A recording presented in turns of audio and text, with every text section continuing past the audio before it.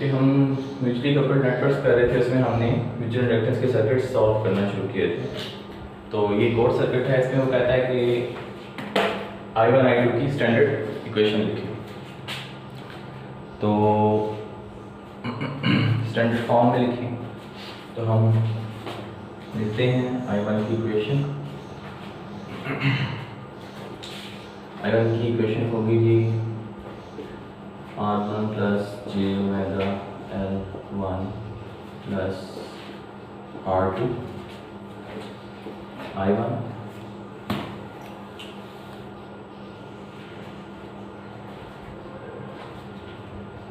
Minus R2 I2 और equals to minus V1।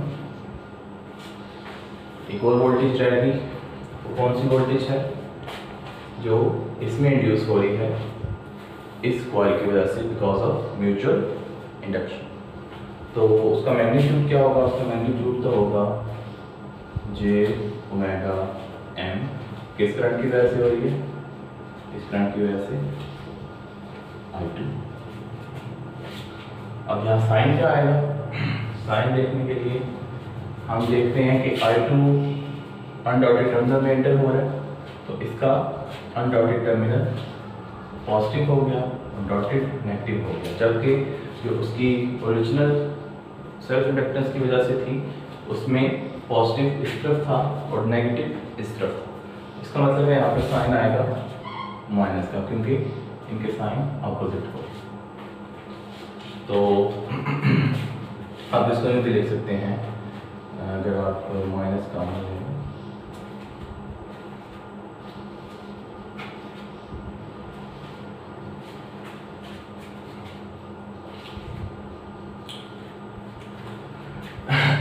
ये होगी I1 की इक्वेशन। I2 की इक्वेशन क्या बनेगी? I2 की इक्वेशन होगी जी minus R2 I1 plus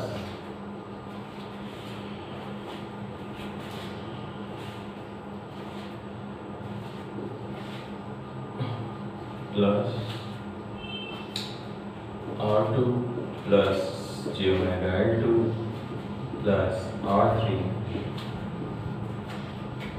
I2 is equal to V1। अब सेल्फ इंडक्टेंस तो हमने लिख ली जे ओमेगा L2 इंटू I2, और उसकी जो पोलैरिटी बन रही है वो ये बन रही है प्लस और माइनस। अब हमने देखना है कि इस कॉइल की वजह से जो इसमें वोल्टेज इंड्यूस हो रही है उसका मैग्नीट्यूड क्या होगा। उसका मैग्नीट्यूड तो ये होगा जे ओमेगा M I1, क्योंकि I1 की वजह से इंड्यूस होगा। लेकिन साइन क्या आएगा वो देखने के लिए हम देख रहे हैं I1 इंटर हो रहा है डॉटेड टर्मिनल, इसका डॉटेड पॉजिटिव हो गया, जबकि सेल्फ इंडक्टेंस के केस में अनडॉटेड पॉजिटिव था। तो यहाँ भी साइन माइनस का, तो माइनस का साइन, तो अगर हम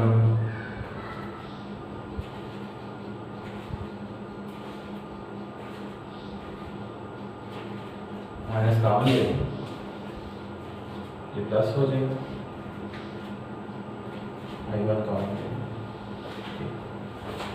तो ये बन गई स्टैंडर्ड इक्वेशन और I1 एंड I2। तो बेसिकली आपने जो चीज़ देखनी है वो ये कि म्यूचुअल जो वोल्टेजेस हैं उनको कैसे हैंडल करना है। तो मैं एक दफ़ा फिर बता दूं कि किसी भी लूप की इक्वेशन लिखते हुए आपने पहले देख लेना है, क्योंकि हर एक कॉइल की दो वोल्टेजेस होंगी, एक वो जो कि उसकी सेल्फ इंडक्टेंस की वजह से इंड्यूस हो रही है और एक वो जो म्यूचुअल इंडक्टेंस की वजह से उसमें इंड्यूस हो रही है और एक वो जो सेल्फ इंडक्टेंस की वजह से। तो इक्वेशन लिखते हुए आपने सेल्फ इंडक्टेंस की पोलैरिटी नोट कर लेनी है। जैसे कि मैंने I1 की इक्वेशन लिखी, तो R1 I1 plus J omega L1 I1, अब plus j omega L1 I1 की पोलैरिटी बन रही है प्लस इस तरफ माइनस इस तरफ, ये चीज़ आपने याद रखनी। फिर प्लस R2 I1, फिर माइनस R2 I2, और अब क्योंकि इस कॉइल में I2 की वजह से वोल्टेज इंड्यूस हो रहे थे, वो हमें पता है होंगे क्या, j ओमेगा M I2, क्योंकि mutual inductance j omega M है। लेकिन उसके साथ साइन क्या आएगा, पॉजिटिव का आएगा, नेगेटिव का आएगा। वो देखने के लिए हमने देखा कि I2 बेसिकली अनडॉटेड टर्मिनल में इंटर हो रहा था, I2 इसमें अनडॉटेड टर्मिनल में इंटर हो रहा था, तो इसका अनडॉटेड पॉजिटिव हो गया और डॉटेड नेगेटिव, जबकि ओरिजिनली सेल्फ के केस में ये पॉजिटिव था। तो इसका मतलब है साइन माइनस का आएगा, तो इसके साथ माइनस का साइन आया। अगर आप ये इसको खोल दें ब्रैकेट्स को, तो ये minus j omega M I2 बनता है। सेम इसी तरह जब I2 की इक्वेशन लिखी तो R2 plus j omega L2 plus R3 into I2, इसकी इक्वेशन मान ली इक्वल टू V1, क्योंकि माइनस के साइन के साथ आ रहा था। I1 की इक्वेशन लिखते हुए माइनस R2 I1, और इसमें अब इस I1 की वजह से वोल्टेज इंड्यूस हो रहे थे, वो भी हमें पता है उसकी मैग्नीट्यूड क्या होगा, j ओमेगा M I1 होगा। लेकिन साइन क्या था वो देखने के लिए हमने दोबारा डॉट कन्वेंशन यूज़ किया। I1 डॉटेड में इंटर हो रहा था, इसका डॉटेड पॉजिटिव और अनडॉटेड नेगेटिव हो गया, जो कि ओरिजिनल सेल्फ इंडक्टेंस की पोलैरिटी के अपोजिट था, तो इसलिए हमने यहाँ पर नेगेटिव साइन लगाया, फिर नेगेटिव कॉमन लिया, पॉजिटिव। तो आई होप कि आपको ये समझ आ गया होगा। अब ये स्टैंडर्ड फॉर्म है लिखने की, ठीक है। उसने कहा था स्टैंडर्ड फॉर्म में इक्वेशन लिखो। इसी तरह हम दूसरा क्वेश्चन करते हैं। उस क्वेश्चन में ये कह रहा है V नॉट फाइंड करना। अब मैं बेसिकली इन क्वेश्चन की इक्वेशंस लिख दूंगा, ठीक है, और उसके बाद कैलकुलेशन सारी नहीं करूंगा, वो आप लोग खुद करेंगे, लेकिन इक्वेशन कैसे बनती है वो मैं लिख दूंगा, तो वो आप देख लीजिएगा। तो दूसरा क्वेश्चन करते हैं।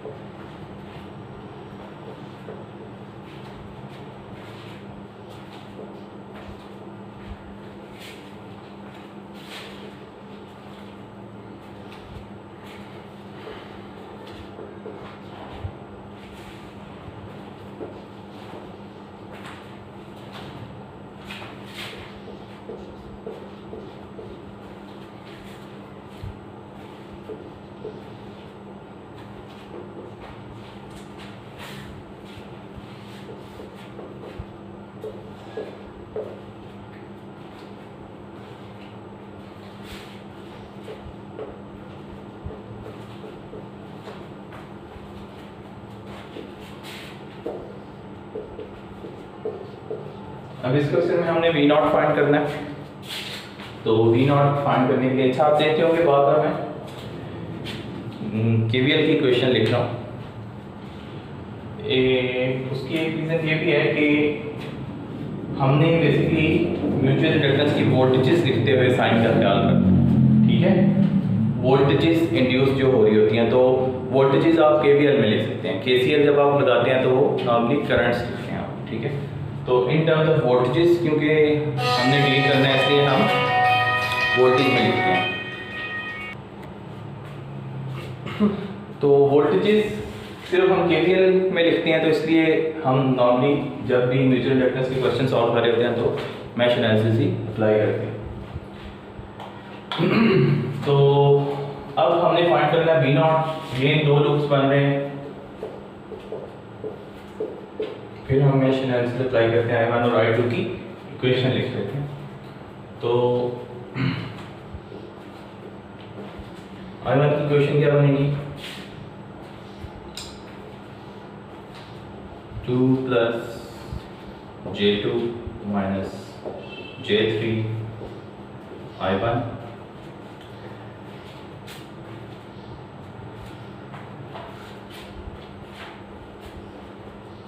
प्लस, और प्लस और माइनस का भी हमें नहीं पता, लेकिन ये पता है कि I2 की वजह से इस कॉइल में वोल्टेज इंड्यूस हो रहे हैं क्योंकि ये म्यूचुअली कपल्ड है। तो हम मैग्नीट्यूड उसका लिख देते हैं, J 1.5 I2 is equal to 24। अभी मैं डायरेक्ट स्टैंडर्ड फॉर्म में लिख रहा हूँ इक्वेशन, आपने इक्वेशन वैसे ही लिखनी है जैसे आप लिखते हैं। अगर आप वैसे ये भी इतना मुश्किल नहीं है क्योंकि मुझे पता है I1 ने इन दोनों के साथ आना, तो मैंने पहले ही तीनों के साथ तो कॉमन लिख दिया, I1 ले लिया, और नेगेटिव पोलैरिटी या पॉजिटिव पोलैरिटी जो भी है I2 के साथ आना है म्यूचुअल इंडक्शन वाले ने, उसका भी हमने साइन डिसाइड नहीं किया। ये -24 था, इक्वल टू के दूसरी तरफ जाके 24 हो गया। अब ये साइन डिसाइड करने के लिए क्या करेंगे, क्योंकि I2 की वजह से ये वोल्टेज इंड्यूस हो रही है, तो हम देखते हैं I2 अनडॉटेड टर्मिनल में एंटर हो रहा है इस जगह पे, तो इसका अनडॉटेड टर्मिनल पॉजिटिव हो जाएगा, जबकि जो सेल्फ इंडक्टेंस की वजह से J2 I1 बन रहा है उसकी पोलैरिटी पॉजिटिव ऊपर था और नेगेटिव नीचे था, क्योंकि करंट उसमें डॉटेड टर्मिनल में एंटर हो रहा है। तो करंट क्योंकि डॉटेड में एंटर हो रहा है और ये उसके ऑपोजिट पोलैरिटी बन रही है, इसलिए इसके साथ नेगेटिव का साइन आएगा। ठीक है, ये होगी I1 की इक्वेशन। अच्छा, आपने इस चीज़ से कंफ्यूज नहीं करना कि हमने जो शुरू में सबसे पहला केस किया था उसमें दोनों जगह पर डॉट ऊपर थे तो म्यूचुअल इंडक्टेंस के साथ पॉजिटिव आता था, तो उस केस में हमारा जो करंट था वो डॉटेड टर्मिनल में एंटर हो रहा होता था। ये जो मैंने करंट एज्यूम किया है ये अनडॉटेड में एंटर हो रहा है। अगर मैं I2 को ऐसे इस डायरेक्शन में एज्यूम कर लेता तो फिर ये पॉजिटिव आना था, क्योंकि करंट तो आप खुद डिफाइन करते हैं, तो जिस तरह से मैंने करंट डिफाइन किया उसके लिहाज से ये माइनस बन रहा है। अब लिखते हैं I2 की इक्वेशन। I2 की इक्वेशन में हमें पता है कि क्योंकि स्टैंडर्ड में लिखने हैं तो J 1.5 I1 तो आएगा, लेकिन इसके साथ साइन क्या होगा वो भी हमें नहीं पता, plus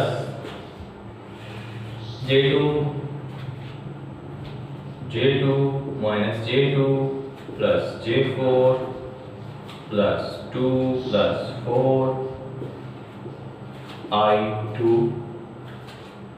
is equal to -10 angle 30।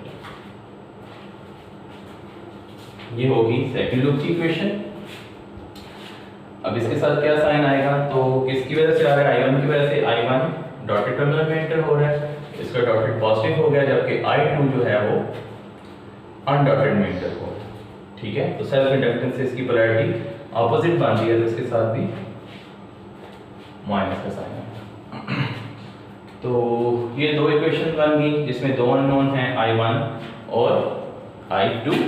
तो जब आपके पास I2 आ जाएगा तो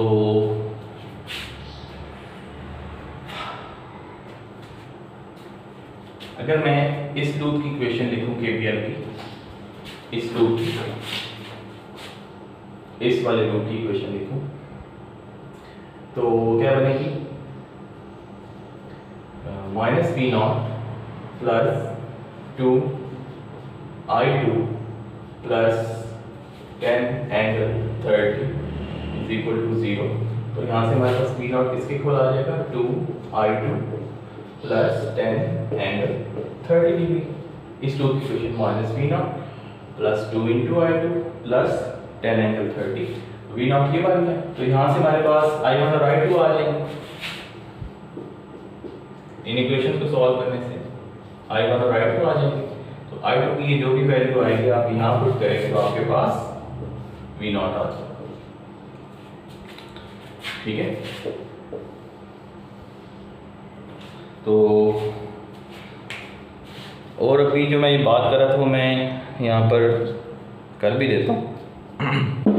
लेट्स से मैंने ये हो गया क्वेश्चन, ठीक है। अब मैं I2 यूँ भी डिफाइन कर सकता हूँ क्योंकि ये करंट हमने खुद डिफाइन करने होते हैं। तो अब क्या होना था, इक्वेशन ले रहनी थी, म्यूचुअल इंडक्टेंस के साइन मिटा देते हैं। तो अब देखते हैं क्या साइन बनेगा। तो I2 को देखें, वो अब डॉटेड टर्मिनल में एंटर हो रहा है, तो इसका डॉटेड पॉजिटिव हो गया, ठीक है। और I1 भी डॉटेड टर्मिनल में एंटर हो रहा है, मींस इसकी पोलैरिटी इसकी सेल्फ इंडक्टेंस के साथ मैच कर रही है। तो अब ये प्लस का साइन आ जाएगा।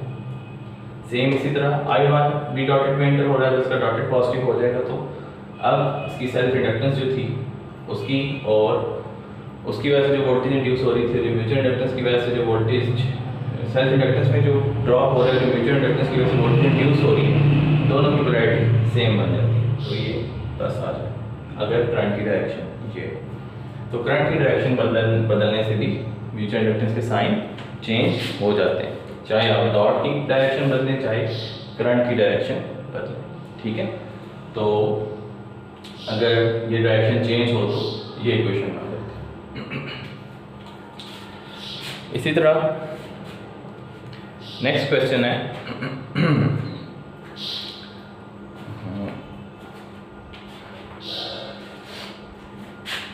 नेक्स्ट क्वेश्चन में भी हमने V0 फाइंड करना है और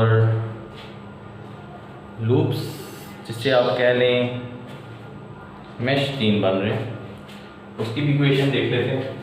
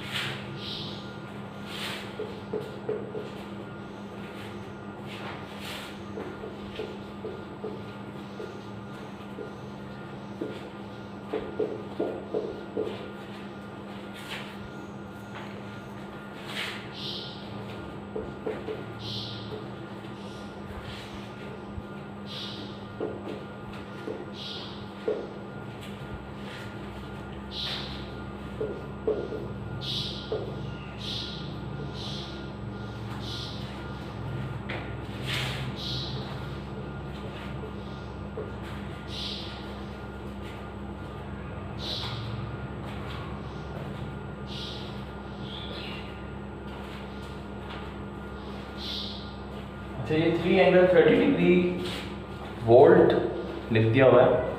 आई थिंक ये गलती से लिखा गया, ये एम्पेयर होना चाहिए।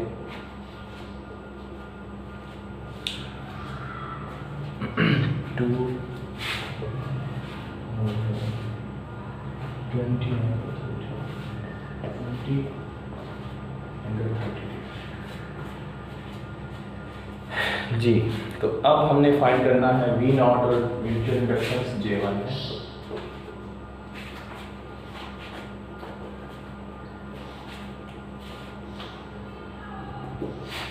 तो दोबारा हम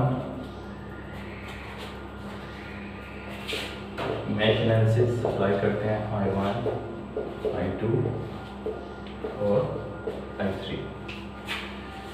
I1 और I2 के सुपर मैश बन रहे हैं, तो एक तो इक्वेशन बन जाएगी I2 minus I1 is equal to 3 angle 30, और एक कॉमन इनकी इक्वेशन बन जाएगी I1 I2 की। तो क्या बनेगी,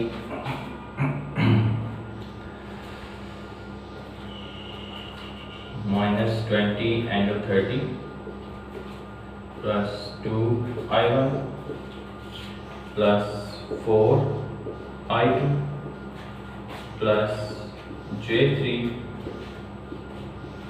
i2, ये लूप बना, ये वाला mesh, plus 2i2 plus j2 i2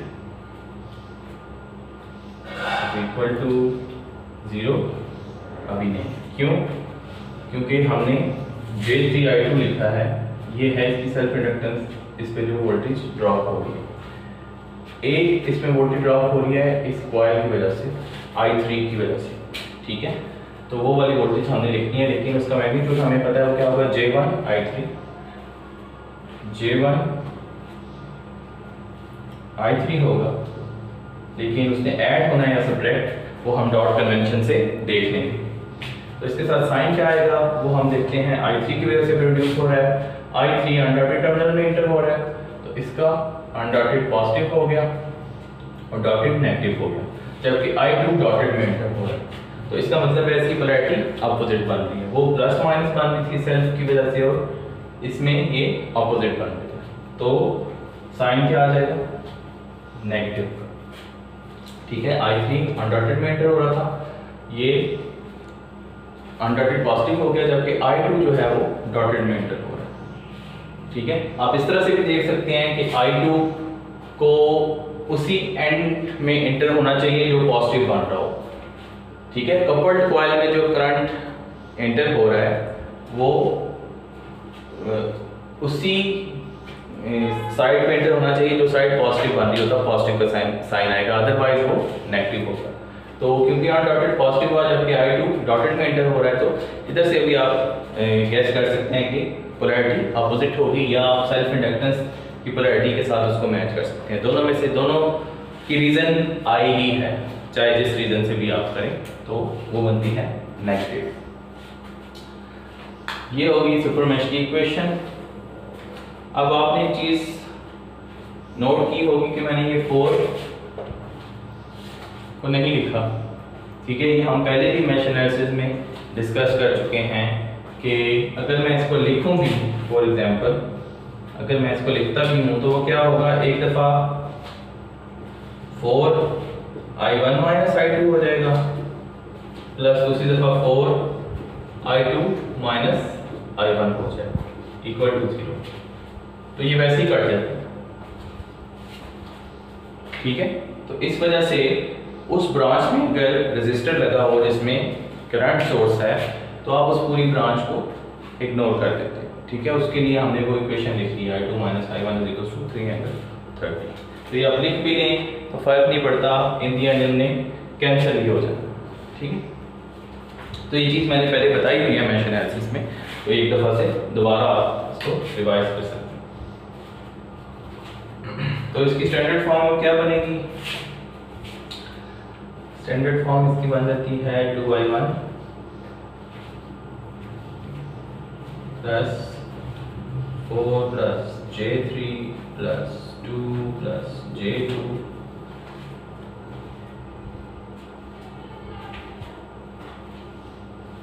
i2 minus j1 i3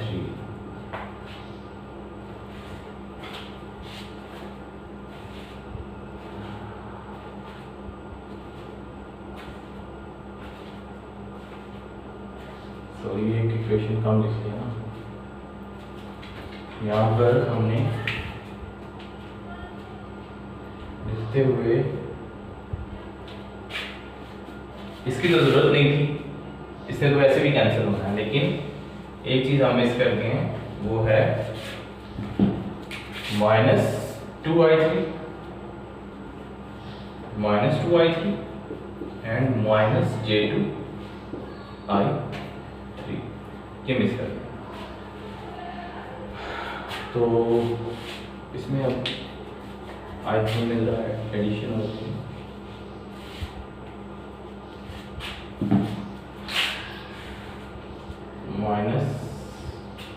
-j1 plus 2 plus j2 i3 is equal to 0, ठीक है, ये जब हम इक्वेशन लिख रहे थे तो इसको 2 + J2 तो हमने लिख लिया I2 के साथ,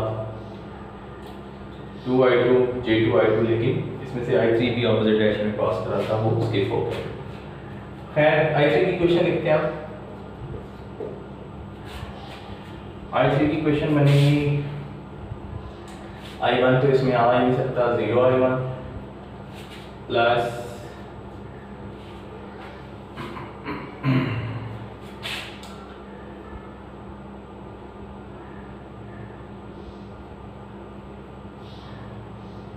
-2 + J2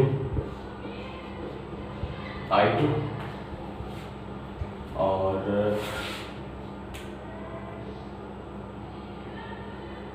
एक I2 की इक्वेशन और आएगी जो कि म्यूचुअल इंडक्टेंस की वजह से है, J1 I2, उसका साइन अभी डिसाइड नहीं हुआ, plus 2 + J2 + J3 + 4 - J1 I3 = -10 angle 0। ये बनती है इसकी इक्वेशन। तो J1 I2 के साथ साइन क्या आएगा, क्योंकि इसमें एक और वोल्टेज इंड्यूस हो रही है जो कि इस I2 करंट की वजह से है। तो I2 हम देखते हैं डॉटेड में एंटर हो रहा है, तो इसका डॉटेड पॉजिटिव हो जाएगा, जबकि I3 अनडॉटेड में एंटर हो रहा है, मींस पोलैरिटी ऑपोजिट है। तो इसके साथ ही माइनस का साइन है। तो ये 3 इक्वेशन बन गई। अब इन 3 इक्वेशंस को आप सॉल्व करेंगे तो आपके पास I1 I2 और I3 आ जाएगा, और जब आपके पास I3 आ जाएगा तो आप इस V0 की उसी तरह से इक्वेशन लिख लें यूजिंग KVL, तो क्या बनेगी, -V0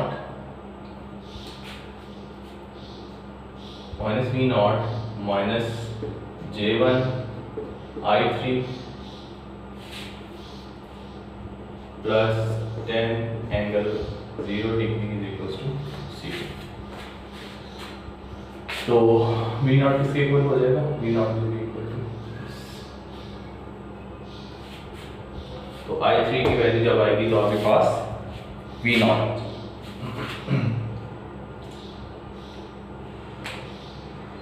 तो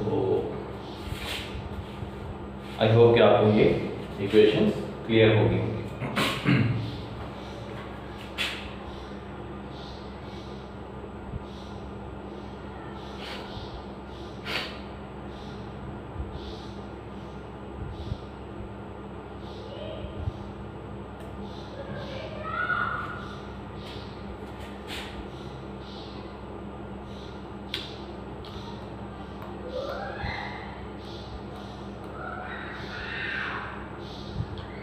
अच्छा,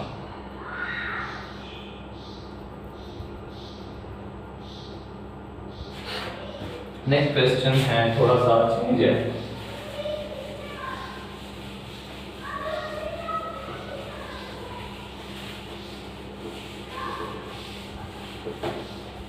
एग्जाम्पल आइए,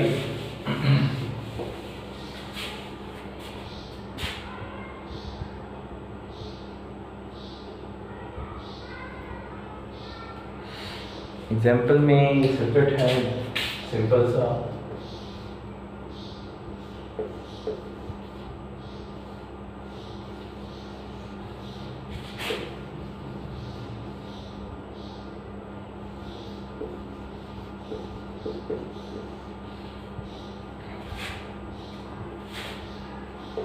I1 I2 J omega L1 J omega L2 VS ZS। तो इसमें कुछ वैल्यूज गिवन हैं, कह रहे हैं कि अगर ZS 3 + J1 हो, J1 ohms,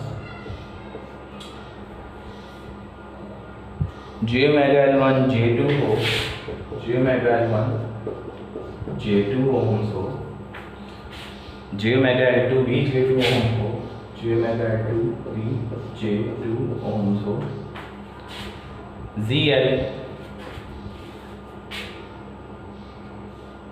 1 minus J1 हो, ZL 1 minus J1 ohms हो. Determine the impedance seen by the source Vs.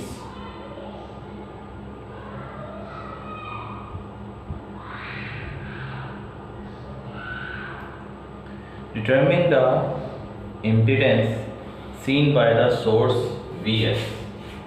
Source Vs को जो इम्पीडेंस नज़र आ रही है वो आपने बेसिकली फाइंड करनी है. इम्पीडेंस सीन बाय Vs वो क्या होगी, कहते हैं वो फाइंड करें.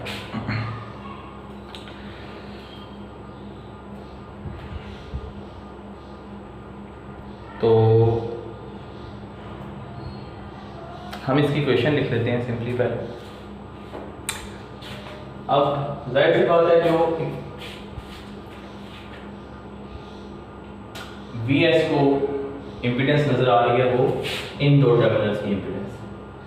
इन दो टर्मिनल्स में कौन सी इम्पीडेंस नजर एग्जिस्ट कर रही है वो अब ये पूरा सर्किट उसमें इन्वॉल्व है.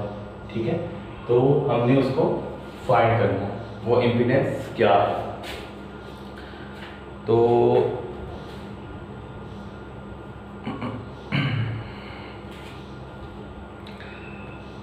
वो इम्पीडेंस नजर आ रहा है हमें किसके इक्वल होगी, that is equal to V over I. तो अगर हम Vs और I1 फाइंड कर लें तो जो सोर्स की इम्पीडेंस है वो इक्वल होगी Vs ओवर I1.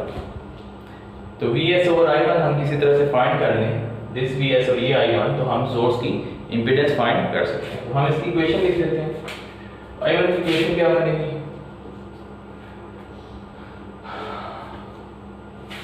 I1 की इक्वेशन बनेगी minus Vs plus Vs I1 plus J omega L1 I1. अब एक वोल्टेज रह गया है उसकी वजह से इसमें इंड्यूस हो रही है, तो I2 की वजह से हो रही है. म्यूचुअल इंडक्टेंस की वैल्यू इन्होंने गिवन है, सॉरी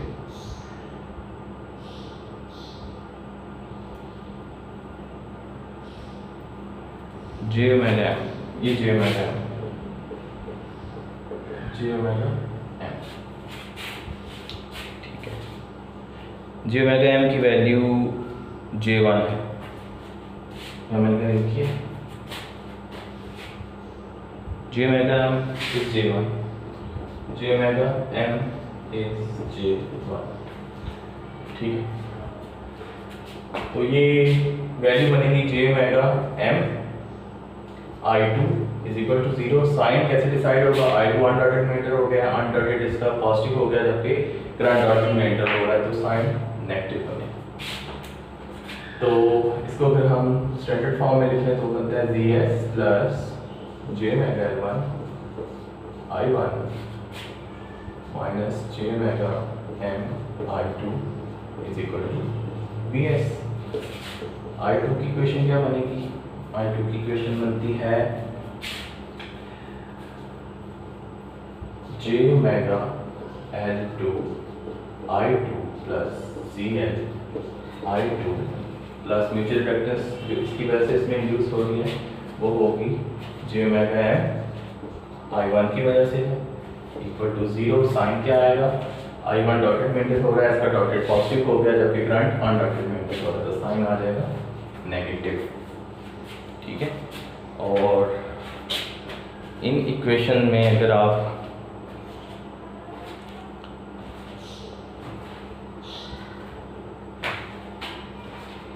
सब्स्टिट्यूशन करें जैसे कि इसने क्वेश्चन में किया है, वो कहता है अगर Z11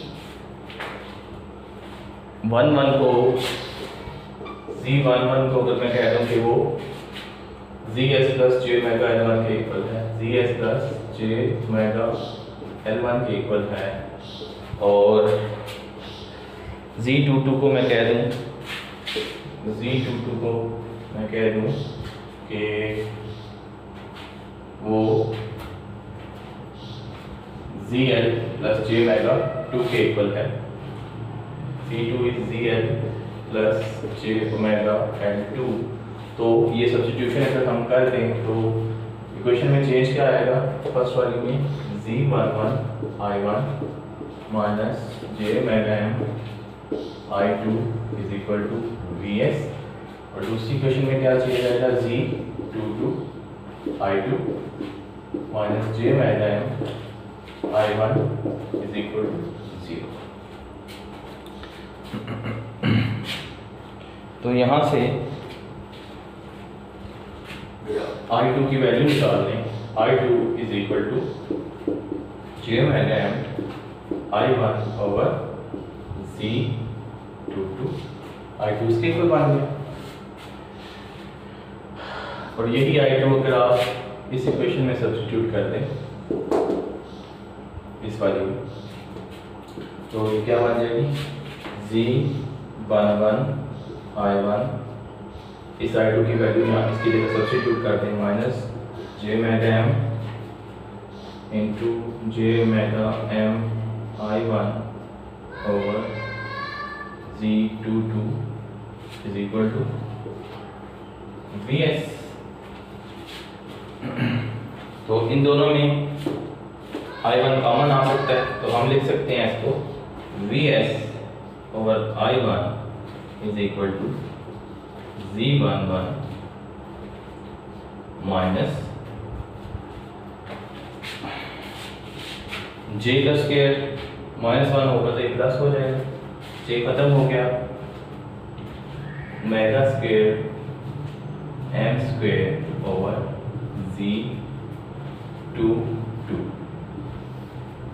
I1 कॉमन आ गया, इसमें से I1 दूसरी तरफ ले गए तो VS ओवर I1 बन गया। तो जो कि मैंने शुरू में कहा था कि इनपुट इम्पीडेंस क्या बनेगी? VS over I1।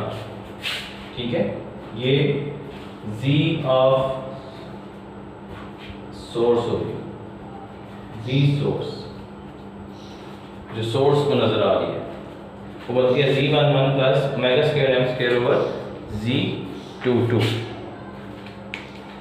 तो अगर आप यहाँ पर वैल्यू सब्स्टिट्यूट करते हैं, हमें पता है Z11 ZS plus J omega L1 के इक्वल था, Z22 Z2 plus J omega L2 के इक्वल था, यहाँ सब्स्टिट्यूट करते हैं, और J omega L1 J omega L2 J omega M की सारी वैल्यूज ये गिवन है। अगर ये सारी वैल्यूज इसमें पुट कर दें तो आपके पास जो इम्पीडेंस बनेगी VS ओवर I1 बनती है 3 plus J1 plus J2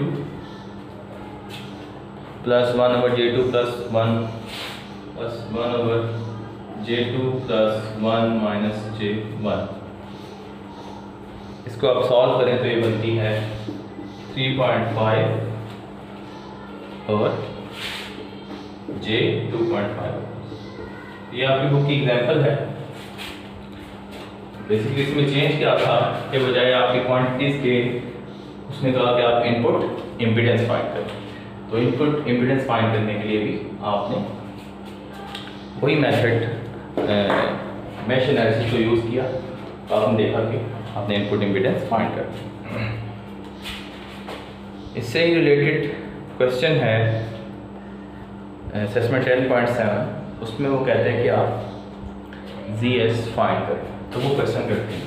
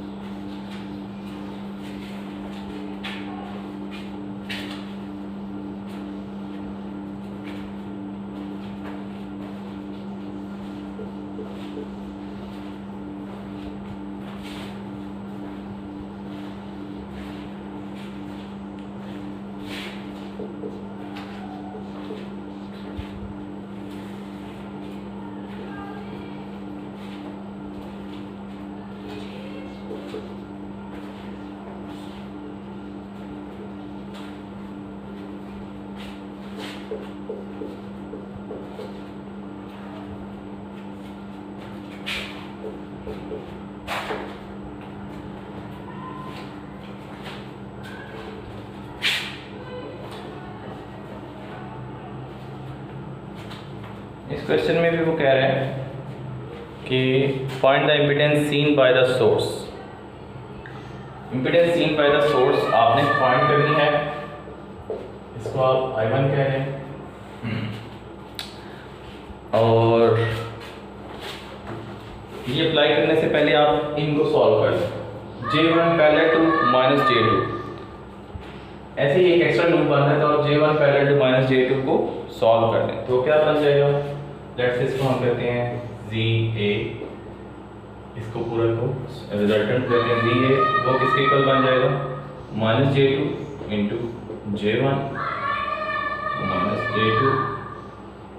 minus J2 plus J1। तो ये क्या बनता है 1 over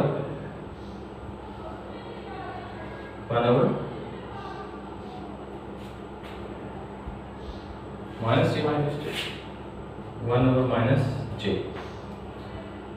sorry 2 over minus J, 2 over minus J, या जिसको आप लिख सकते हैं J2 माइनस J न्यूमरेटर में जाके प्लस J हो जाता है, तो ये बन गया J2।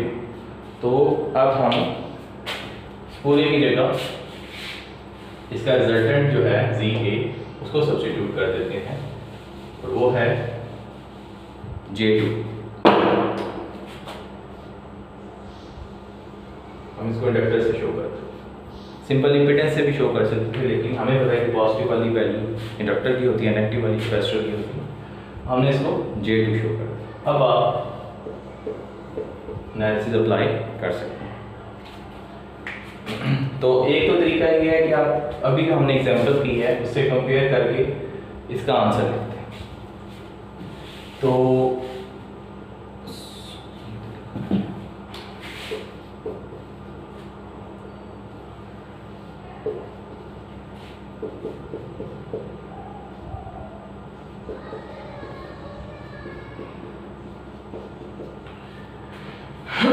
दूसरा ये है कि आप इसको वैसे ही सॉल्व करें जैसे हम सर्किट सॉल्व करते हैं। तो कंपेयर वाला आप एग्जांपल से कंपेयर करके जो इक्वेशन बनी थी वो आप खुद कीजिएगा, मैं इसको सिंपली सॉल्व कर दूँगा। तो I1 की इक्वेशन अगर मैं लिखूं, I1 की इक्वेशन क्या बनेगी 2 minus J1 plus J2 I1, इसकी वजह से जो वोल्टेज इंड्यूस हो रही है I2 डॉटेड में एंटर हो रहा है, इसका डॉटेड पॉजिटिव हो गया, तो plus J1 I2 is equal to 120 angle. ये इक्वेशन होगी I1 की। I2 की इक्वेशन बनेगी, पहले I1 को लिख लेते हैं। जो I1 की वजह से इसमें वोल्टेज इंड्यूस हो रही है, I1 डॉटेड में एंटर हो रहा है, तो इसका डॉटेड पॉजिटिव हो गया, तो I2 भी डॉटेड में एंटर हो रहा है, इसका मतलब है ये पॉजिटिव पोलैरिटी होगी। तो mutual inductance J1 into I1 plus J2 2 plus J4 J2 plus J4 I2 is equal to 0। तो I1 की वैल्यू यहाँ से अगर आप फाइंड कर लें सेकंड इक्वेशन से, this is A, this is B, A से अगर आप I1 की वैल्यू निकाल लें तो I1 किस के ऊपर बन जाएगा -2 plus J4 I2 divided by J1। तो J1 अगर न्यूमरेटर में चला जाए तो माइनस J हो जाएगा, तो माइनस माइनस कैंसिल, तो ये बन जाएगा J into 2 plus J4 I2। I1 की ये वैल्यू पुट कर दे B में, तो पुट I1 इन B, तो क्या बन जाएगा सॉरी A में, B से तो हमने ये B इक्वेशन को हमने पहले सॉल्व, तो I1 के लिए वैल्यू पुट करेंगे आप, तो बनेगा 2J1 प्लस J2, ये J1 बना, J1 इंटू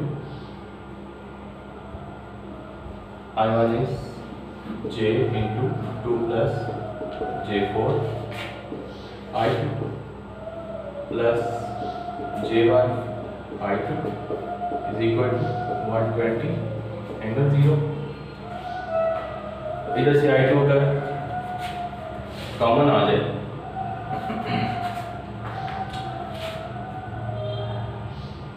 I2 अगर यहाँ से कॉमन आ जाए, सॉरी हमने यहाँ से I2 की वैल्यू निकालनी थी और वो पुट करनी थी I2 की जगह। क्यों? क्योंकि हमें इनपुट इम्पीडेंस चाहिए। इनपुट इम्पीडेंस किसके इक्वल है? This voltage divide by I1। तो हमने उसको उल्टा कर दिया, यहाँ से हमें B से I1 नहीं बल्कि I2 की वैल्यू चाहिए। इधर से I2 की वैल्यू फाइंड करेंगे, B से I2 की वैल्यू क्या बनेगी? I2 इक्वल हो जाएगा minus J1 I1 divided by 2 plus J4 के। तो ये I2 की वैल्यू हम पुट करेंगे इक्वेशन ए में।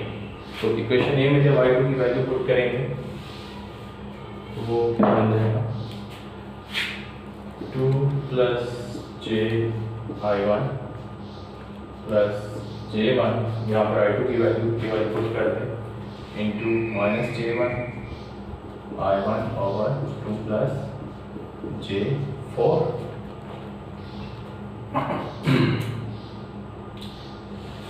तो J1 इंटू माइनस J1 ये हो गया, जबकि J स्क्वायर दोबारा माइनस बनेगा तो इसको दोबारा प्लस कर देंगे,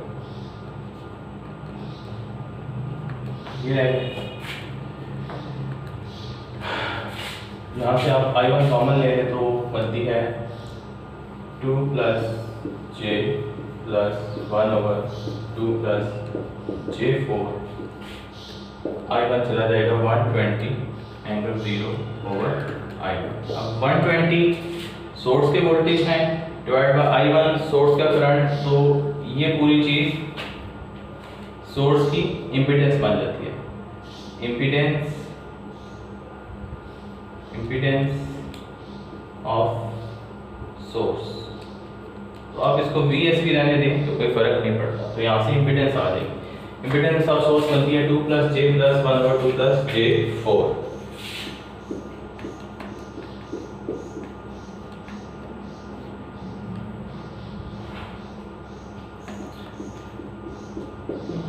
by 10 plus 4 by 5J। क्या बनता है? 21 by 10 plus 4 by 5J।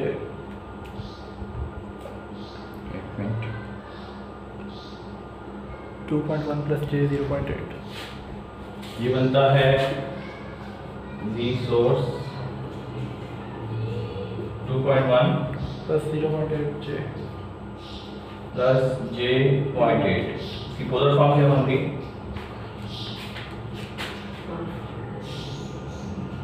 2.24 angle 20.85। 2.24 angle 20.85। तो ये बन गया Z सोर्स। सिंपली हमने इस कॉम्बिनेशन को पहले सॉल्व कर लिया, उसके बाद I1 I2 की इक्वेशन लिखी और उस इक्वेशन को इस तरह से मैनिपुलेट किया कि हमारे पास I1 कॉमन आ जाए, ताकि हम उस I1 को कॉमन लेके सोर्स से डिवाइड करें तो वो सोर्स के वोल्टेज और सोर्स की इम्पीडेंस बन जाए। तो source voltage divide by source current is impedance of source जो हमने फाइंड करना था, तो इक्वल इसके बन जाए। इसको सॉल्व कर लिया तो ये बनता है 2 प्लस J.8 जो कि 2.24 एंगल 20.85 डिग्री। इस तरह से हमने सोर्स की इनपुट इम्पीडेंस फाइंड कर ली। तो आई होप कि आपको क्लियर हो गया। अब हम नेक्स्ट टॉपिक करेंगे एनर्जी एनालिसिस। ओके, अब हम देखते हैं एनर्जी एनालिसिस। एनर्जी एनालिसिस में हम सर्किट एज्यूम करते हैं, जैसे ये आपके सामने है। सिंपल म्यूचुअली कपल्ड हैं दो कॉइल्स, और इस तरफ एक नेटवर्क है, इस तरफ एक नेटवर्क है। इसके वोल्टेज V2T है, इसके वोल्टेज V1T है। इसमें जो करंट फ्लो कर रहा है I1T है, और इसमें से जो करंट फ्लो कर रहा है I2T है। तो कुछ इनिशियली हम एजम्पशन करते हैं। इनिशियली हम ये एज्यूम करते हैं कि सारे वोल्टेज और करंट्स ज़ीरो हैं। Initially V1T, I1T, I2T, V2T zero है। फिर हम क्या करते हैं, हम I1T को इंक्रीज करना शुरू करते हैं। From in time interval 0 to T1 हम I1T को 0 से एक वैल्यू, कांस्टेंट वैल्यू I1 तक ले जाते हैं। हम किस टाइम इंटरवल की बात कर रहे हैं, 0 to T1 की। और इस टाइम ड्यूरेशन में हमने I1T को इंक्रीज किया 0 से किसी एक कांस्टेंट वैल्यू I1 तक हमने इसको इंक्रीज कर दिया। और फिर हमने ये ज्यूम किया कि जो राइट हैंड साइड का टर्मिनल है वो ओपन है।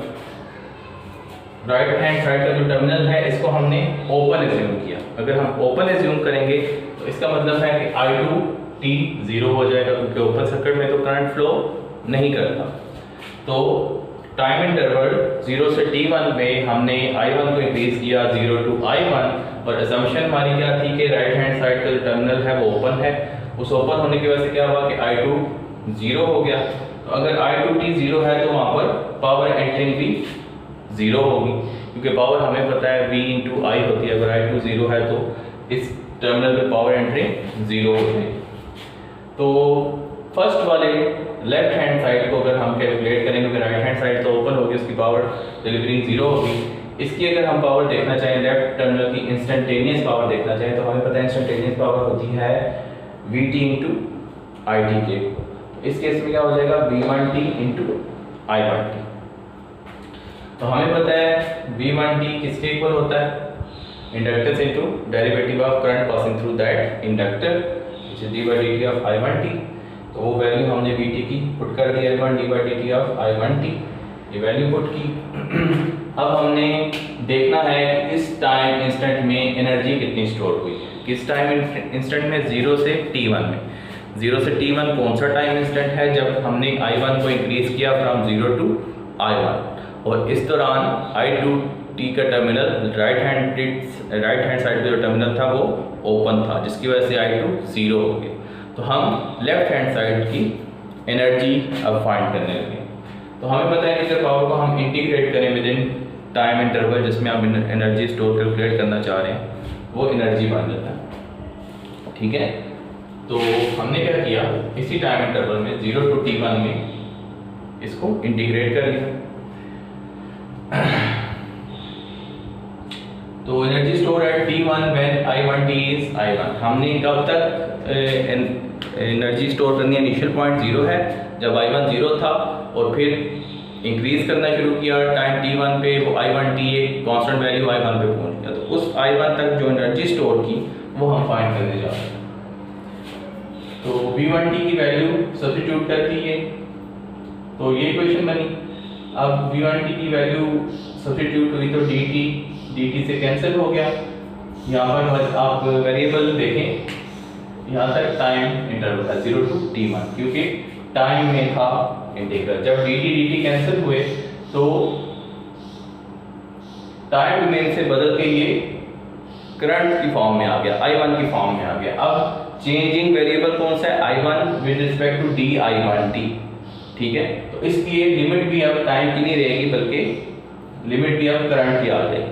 तो हमें पता है 0 से T1 में करंट कितना चेंज हुआ था, 0 to I1। तो हमने क्योंकि variable in terms of current आ गए, तो लिमिट भी इन टर्म्स ऑफ करंट लिखी, जो 0 से T1 में एग्जिस्ट कर रही थी, वो 0 to I1 इंक्रीज हुआ था I1 of T।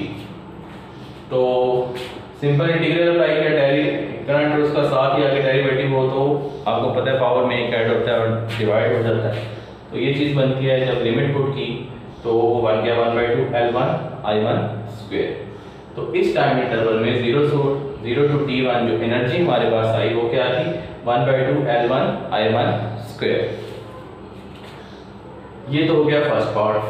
फिर हमने एज्यूम किया कि राइट हैंड साइड भी अब क्लोज है, ओपन सर्किटेड नहीं है, और आपने यहाँ पर जो टाइम इंटरवल रुका था T1 से फर्दर एनालिसिस स्टार्ट किया फ्रॉम T1 टू T2। इसमें आपने क्या एज्यूम किया, इस इंटरवल में आपने एज्यूम किया जब टाइम T1 से T2 तक पहुंचा तो आपने कहा कि करंट I2 इंक्रीज हुआ और वो 0 से एक कांस्टेंट वैल्यू I2 को पहुंच गया। जब टाइम इंटरवल में टाइम में चेंज आया T1 से T2 तक का, इस इंटरवल के दौरान I2 ने इंक्रीज किया। I2 इनिशियली 0 था क्योंकि सर्किट ओपन था, उसने इंक्रीज करना शुरू किया और टाइम T2 पे वो एक वैल्यू कांस्टेंट वैल्यू I2 तक पहुंच गया। और इस दौरान जो I1 था लेफ्ट हैंड साइड लूप में, उसको आपने एज्यूम किया कि वो कांस्टेंट है, उसमें कोई चेंज नहीं आया, उसने अपनी प्रीवियस वैल्यू I1 को होल्ड करके रखा। ठीक है, T1 से T2 के इंटरवल में I1 ऑफ T जो था उसने अपनी प्रीवियस वैल्यू I1 जो कि कांस्टेंट वैल्यू है उसको होल्ड करके रखा है, उसमें कोई चेंज नहीं आया। तो अब राइट हैंड साइड का अगर आप एनर्जी एनालिसिस करें तो वो किसके इक्वल होगा, इंस्टेंटेनियस पावर उसकी होगी V2T इंटू I2T, और अगर आप उसको इंटीग्रेट करें from interval T1 to T2 तो आप वो एनर्जी कितनी स्टोर की इस दौरान वो फाइंड कर सकते हैं। तो V2T I2T को जब T1 से T2 में इंटीग्रेट किया गया तो सेम V2T की वैल्यू पुट की, तो उसी तरह जैसे ये कैंसिलेशन हुई थी तो ये इक्वेशन टाइम डिवीजन से निकल के इन टर्म्स ऑफ I2 आ गई। ठीक है, चेंजिंग वेरिएबल I2 है तो लिमिट भी फिर आपने टाइम की बजाय I2 की चेंज करनी है। तो हमें पता है टाइम T1 से T2 में I2 ने कैसे चेंज किया है, 0 से वो एक कांस्टेंट वैल्यू I2 तक गया, तो 0 से एक कांस्टेंट वैल्यू I2 तक हम उसे ले। तो ये पुट की हमने वैल्यू, तो जो एनर्जी स्टोर्ड बनी वो बनी 1/2 L2 I2 square L2 I2 square. ये था interval during T1 to T2। अब इसी इंटरवल के दौरान अगर आप देखें V1 ऑफ T को, इस वोल्टेज को देखें from interval T1 to T2, ये कौन सा इंटरवल है जिसमें I1T ने अपनी कांस्टेंट वैल्यू को होल्ड किया हुआ है I1 को, और I2 इंक्रीज हो रहा है 0 से I2 एक कांस्टेंट वैल्यू तक। तो अगर आप देखें कि वोल्टेज में क्या चेंज आ रहा है इस दौरान, तो वो हमें नजर आता है कि वोल्टेज ऑफ कॉइल L1 है L1 d/dt of I1T plus, अब क्योंकि I2 भी चेंज हो रहा था, I2 इंक्रीज होना शुरू हुआ है, तो जाहिर सी बात है इस कॉइल की वजह से इसमें कुछ वोल्टेज इंड्यूस होंगे। तो वो वोल्टेज किस कॉइल की वजह से हो रहे हैं, वो I2 किस करंट की वजह से हो रहे हैं, वो I2 की वजह से हो रहे हैं, इसलिए हमने I2 लिखा और म्यूचुअल इंडक्टेंस इन्वॉल्व होगी। तो V1T इस टाइम इंटरवल T1 से T2 में क्या होगी, L1 d/dt of I1T plus mutual inductance की वोल्टेज वाला पार्ट d/dt ऑफ I2T। तो ये तो हो गया V1 ऑफ T। अब चलते हैं दूसरी साइड। अब इस टाइम इंटरवल में क्योंकि I1 कांस्टेंट है I1T कांस्टेंट है, तो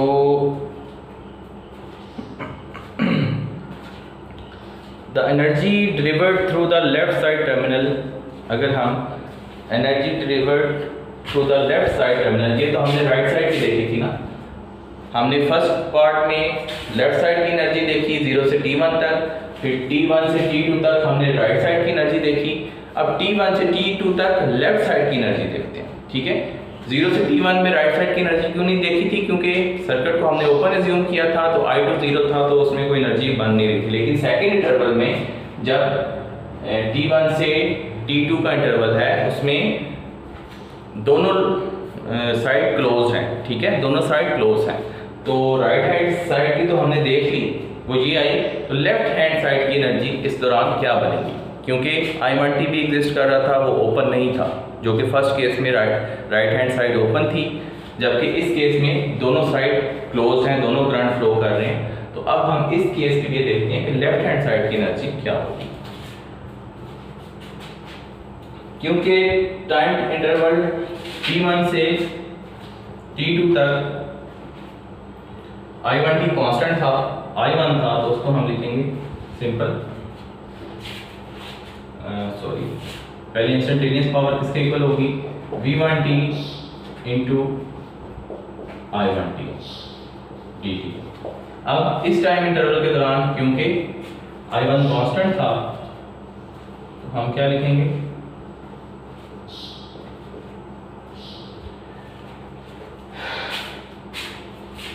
तो v1t क्या बन जाएगा, I1 के कांस्टेंट होने की वजह से तो डेरिवेटिव ऑफ कांस्टेंट क्या आ जाता है, 0।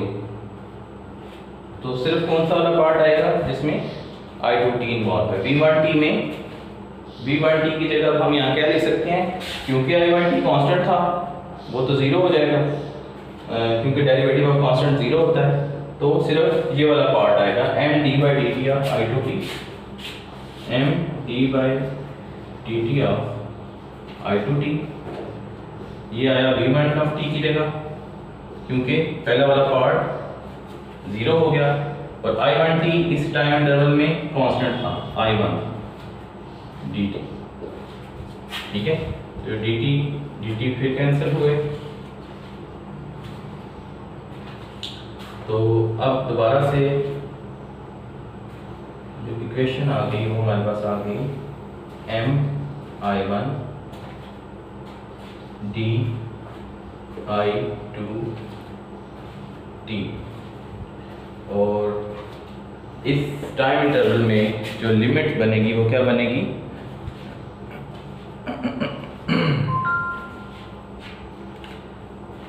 करंट I2t ने कैसे बिहेव किया था from interval t1 to t2, I2 0 से वैल्यू I2 तक गया था, तो ये बन जाएगा mi1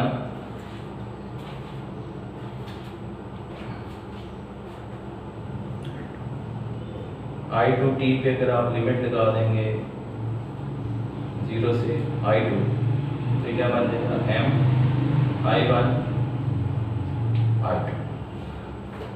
तो सेकेंड इंटरवल जब टाइम t1 से t2 में चेंज हुआ तो I2 करंट ने 0 से I2 तक वैल्यू को मीट किया, जबकि इस दौरान I1 करंट कांस्टेंट रहा, उसने अपनी प्रीवियस वैल्यू को होल्ड किया। तो इस दौरान जो लेफ्ट हैंड साइड में एनर्जी स्टोर हुई वो है ये mi1 I2।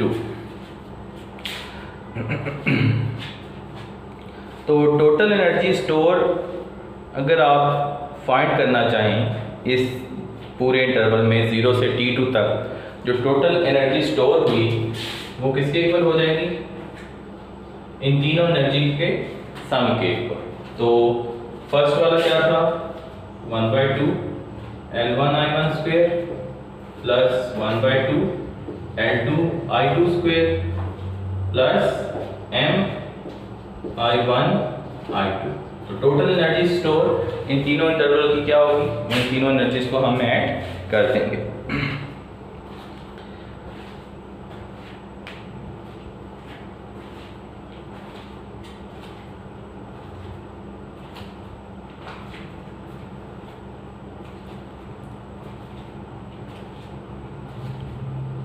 तो हम ये पूरा एनालिसिस दोबारा से भी कर सकते हैं।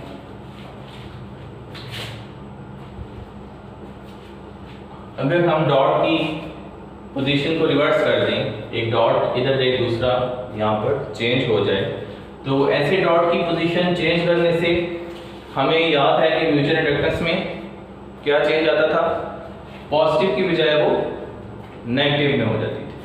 तो अगर यही एनालिसिस हम डॉट पोजीशन रिवर्स करके करें तो इस साइन में क्या चेंज आएगा,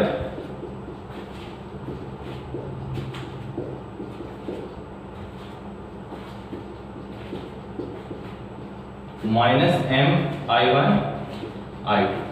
तो जरूरी नहीं है कि तीसरी एनर्जी की टर्म हमेशा ऐड हो, वो डिपेंड करता है कि आपकी वाइंडिंग किस टाइप की है। वाइंडिंग को बेसिकली डॉट रिप्रेजेंट कर रहा होता है, ठीक है। तो अगर डॉट की पोजीशन क्रॉस है तो ये वाली एनर्जी सब्ट्रैक्ट भी हो सकती है टोटल एनर्जी में से, तो ये चेंजेस आ सकती हैं।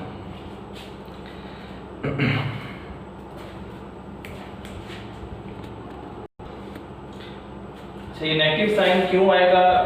अगर आपको क्लियर नहीं हुआ तो हमने जो v1t की इक्वेशन लिखी थी वो ये लिखी थी, v1t is this plus this for interval t1 to t2। लेकिन अगर डॉट रिवर्स होते तो ये म्यूचुअल इंडक्टेंस पहले पॉजिटिव क्यों बनी थी? क्योंकि I2t हमने देखा था कि वो डॉटेड में एंटर हो रहा है, इसका डॉटेड पॉजिटिव हो गया, तो I1t भी डॉटेड में एंटर हो रहा था, इसलिए ये प्लस आया था। लेकिन अगर ये रिवर्स होता, डॉट इस तरफ होता, तो इसका अनडॉटेड पॉजिटिव हो जाता। अनडॉटेड पॉजिटिव होने की वजह से डॉटेड नेगेटिव हो जाता, तो I1t नेगेटिव में एंटर हो रहा था, तो उस केस में फिर यहाँ पर नेगेटिव साइन आएगा। ठीक है, तो अगर ये डॉट की पोजीशन रिवर्स हो जाएगी तो यहाँ पर नेगेटिव साइन आएगा। तो ये साइन टोटली डिपेंड करता है कि आपकी डॉट की प्लेसमेंट क्या है या आपका करंट किस डायरेक्शन में फ्लो हो रहा है। ठीक है, तो इस चीज़ को आपने जहन में रखना है। अब इसके बाद फर्दर हमें पता है, हमने इस एनालिसिस में करंट की वैल्यूज अज्यूम की हैं, I1t I1 एक कांस्टेंट वैल्यू तक गया है और I2t का एक कांस्टेंट I2 वैल्यू तक गया है। तो ये वैल्यू कुछ भी हो सकती है। तो जो इंस्टेंटेनियस एनर्जी है उसकी इक्वेशन क्या बन जाएगी? इंस्टेंटेनियस एनर्जी की इक्वेशन बन जाएगी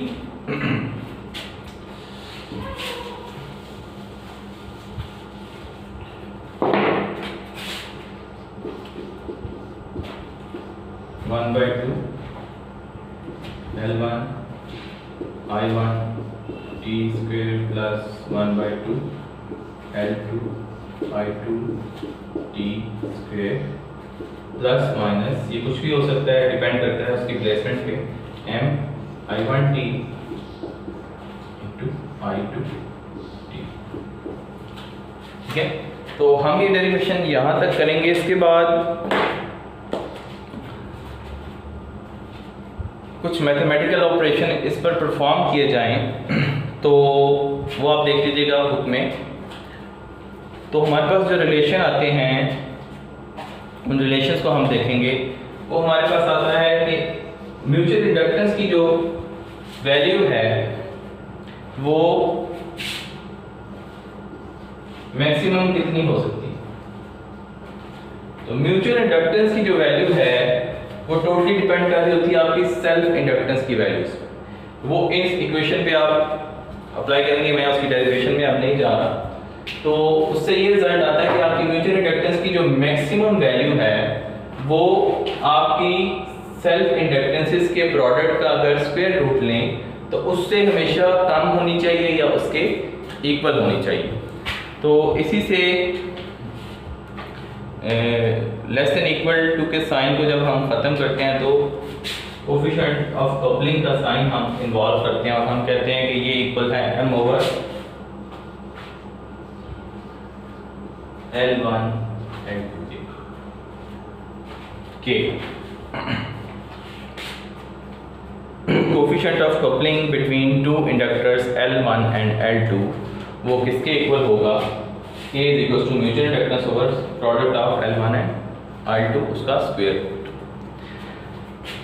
और इस K की रेंज क्या है? ये K जो है बेसिकली ये वैरी करता है 0 से 1 के बीच में, 0 से 1 के बीच में।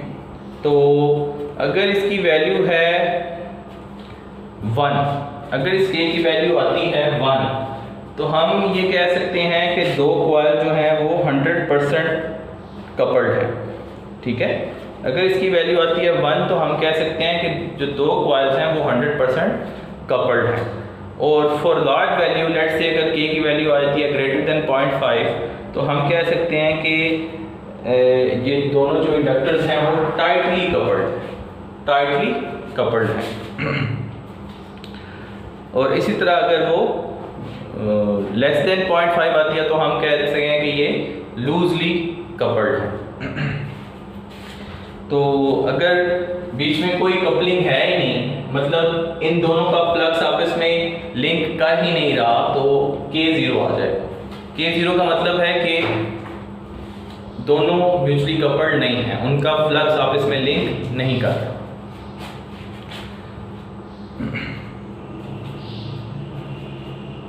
तो इस तरह से हम म्यूचुअल इंडक्टेंस पे लिमिट लगा सकते हैं म्यूचुअल इंडक्टेंस की जो वैल्यू m है ये हमेशा लेस देन इक्वल टू होगी L1 L2 के प्रोडक्ट के स्क्वायर रूट से और ग्रेटर देन इक्वल होगी 0 के।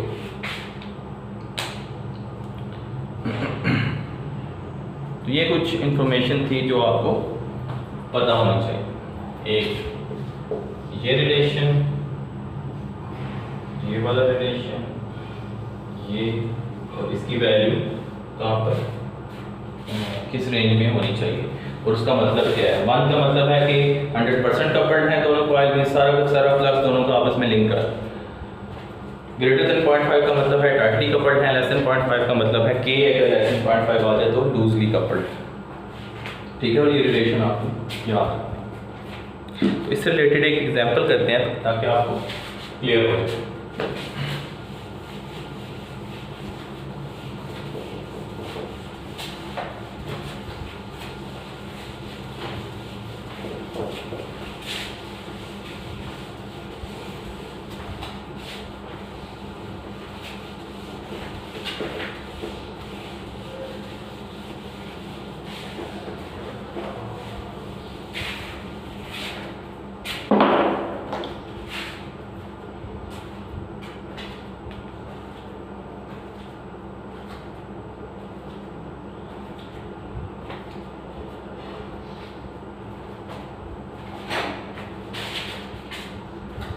सर्किट दिया हुआ है,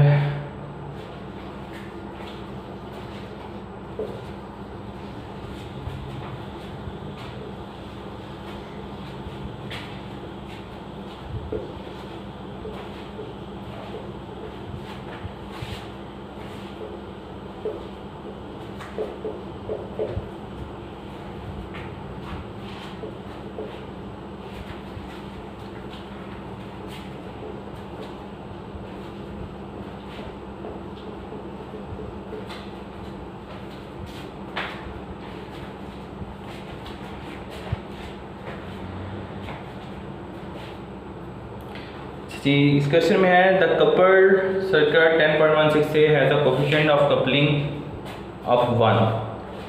गिवन क्या है, कोफिशिएंट ऑफ कपलिंग इनका 1 है, case 1।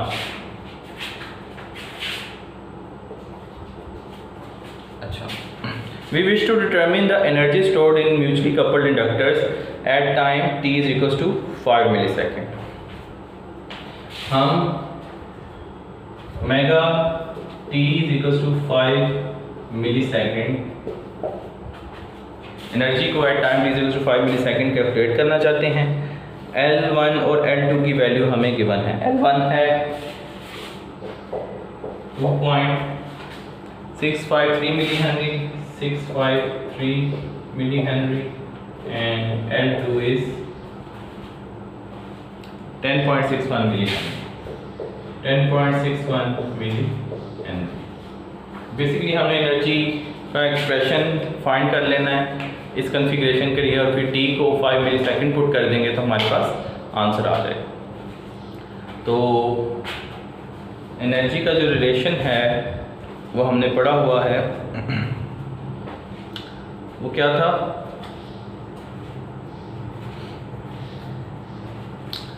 One by two L1I1 t square plus क्या था,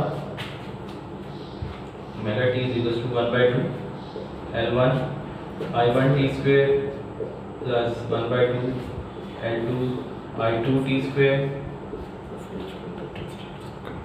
प्लस और माइनस कुछ भी आ सकता है m I1 t and I2 t।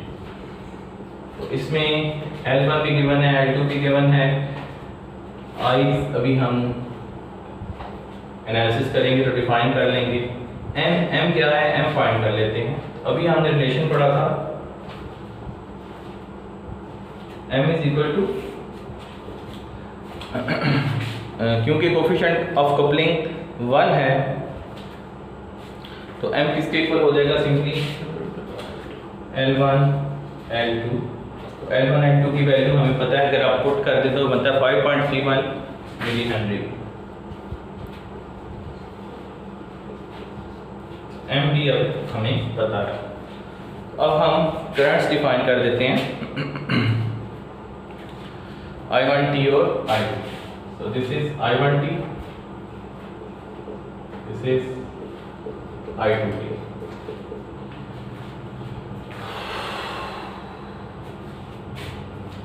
तो रिलेशन है, ये टाइम डोमेन है, अगर हम इसको फ्रीक्वेंसी डोमेन में ले जाएं जो ओमेगा की फॉर्म में, तो हमारे लिए थोड़ी आसानी हो जाएगी।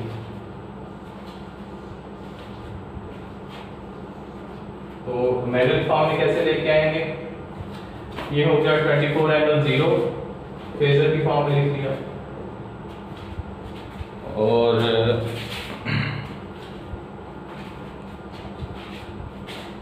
ये क्या होता है, जे ओमेगा L1, ओमेगा गिवन है 377 है, तो L1 भी गिवन है, तो अगर हम इसको मल्टीप्लाई करें जे ओमेगा L1 को, तो ये बनता है J1 ओम्स। इसी तरह म्यूचुअल इंडक्टेंस भी क्या होगा, जे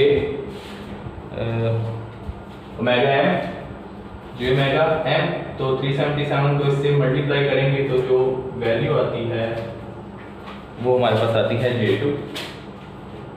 इसी तरह L2 की वैल्यू आती है हमारे पास J4, ये है 4। ठीक है, अब हम एनालिसिस करते हैं I1t और, क्योंकि फेजर की फॉर्म में आएंगे तो इसको I1 और I2 के। तो क्या बनेगा I1 की इक्वेशन, I1 की इक्वेशन बनेगी जी 2 + J1 I1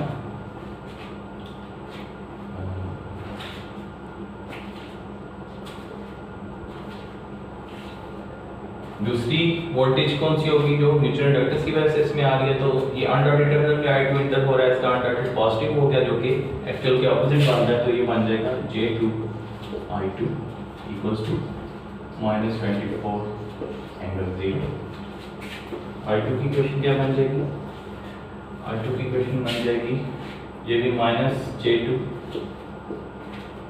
I1, इसमें जो इसकी वजह से वोल्टेज इंड्यूस हो रहे हैं वो -J2 I1, क्यों, क्योंकि I1 डॉटेड में एंटर हो रहा है, इसका डॉटेड पॉजिटिव है, जबकि I2 अनडॉटेड में एंटर हो रहा है, माइनस है, प्लस 4 + J4 I2 = 0। हमारे पास I1 और I2 आ जाए तो सिंपली हम इस इक्वेशन में वैल्यूज पुट करके आंसर निकाल सकते हैं। तो क्योंकि ये लकीली एग्जाम्पल है, तो हम देखते हैं कि I1 और I2 की वैल्यू क्या बनती है। इन इक्वेशन को सॉल्व करके I1 बनता है 9.41 with the angle of -11.31 degree, और I2 बनता है 3.33 with the angle of 33.69 degree, 33.69। ये आ गया हमारे पास I1 और I2। तो अगर हमारे पास I1 आ गया और I2 आ गया, तो हम I1t और I2t भी फाइंड कर सकते हैं। तो I1t किसके इक्वल होगा, 9.41 magnitude cause of omega t क्या था 377t -11.31 डिग्री एम्पेयर, और I2t क्या होता है 3.33 cause of 377t + 33.69 degree ampere.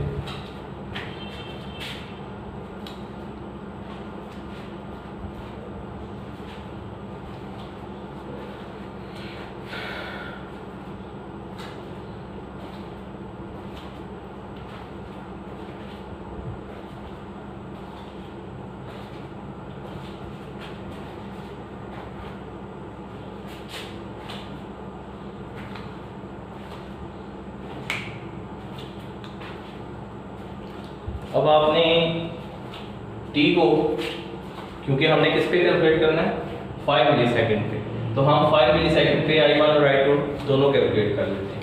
तो at t is equal to 5 milli second 377 क्या हो जाएगा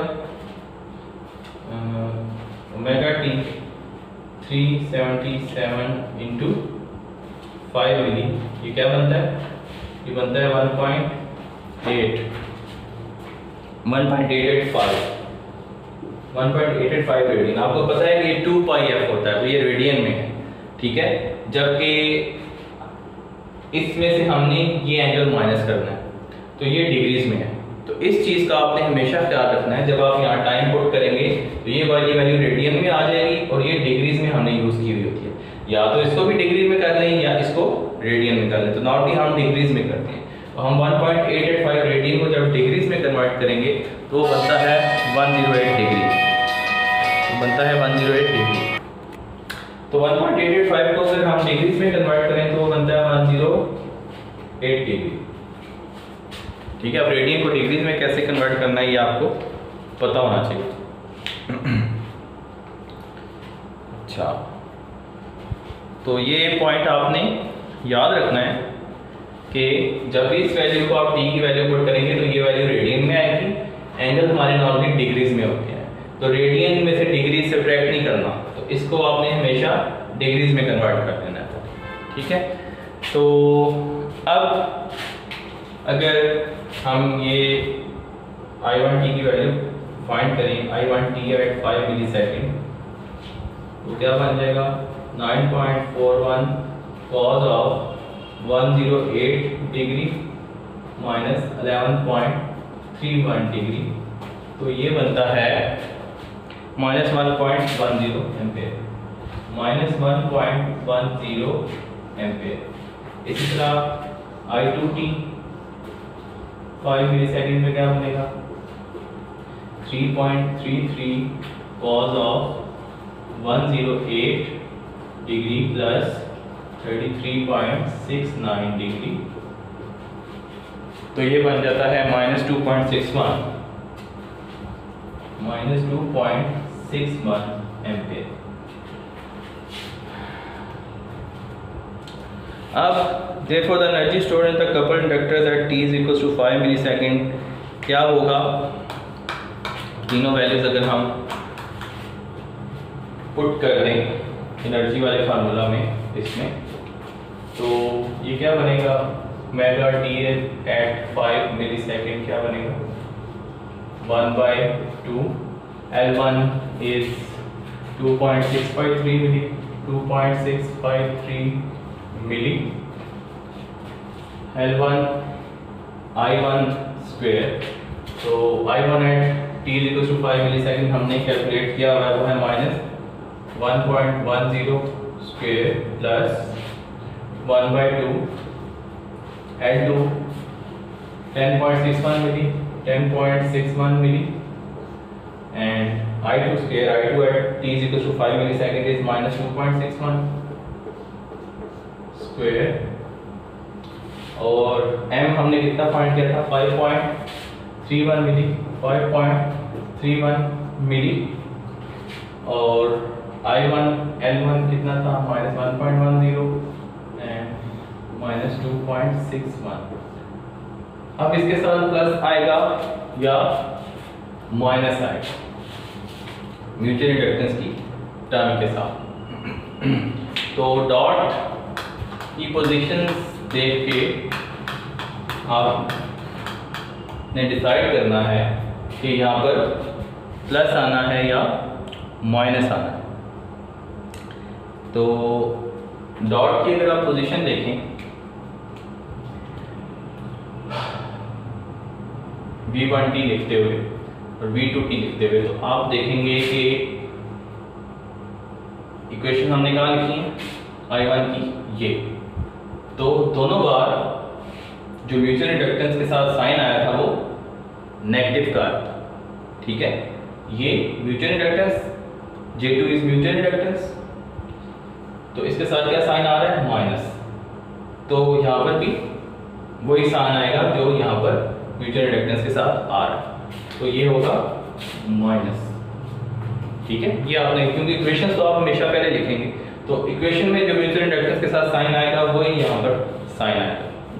तो अब ये वाली एनर्जी सब्ट्रैक्ट होगी इस एनर्जी में से। तो energy at t is equals to 5 millisecond क्या बनती है, इसको अगर आप कैलकुलेट करें तो ये बनती है 22.5 मिली जूल। तो आई होप के एनर्जी एनालिसिस आपको क्लियर हो गया होगा। हमने इस इक्वेशन की डेरिवेशन भी की है और कुछ इक्वेशंस डिस्कस की थी, कोएफिशिएंट ऑफ कपलिंग की और म्यूचुअल इंडक्टेंस की। म्यूचुअल इंडक्टेंस की मैक्सिमम वैल्यू कितनी हो सकती है, उस पर लिमिट कहाँ पे लगती है, वो भी डिस्कस किया था।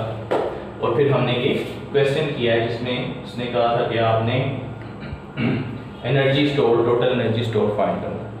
टोटल एनर्जी स्टोर ऑलरेडी हम फार्मूला ड्राइव कर चुके हैं, उसके लिए हमने क्वांटिटीज़ I1 I2 को फाइंड किया, फिर उनकी वैल्यू 5 मिलीसेकंड पे फाइंड की क्योंकि हमने एनर्जी 5 मिलीसेकंड पे फाइंड करनी थी।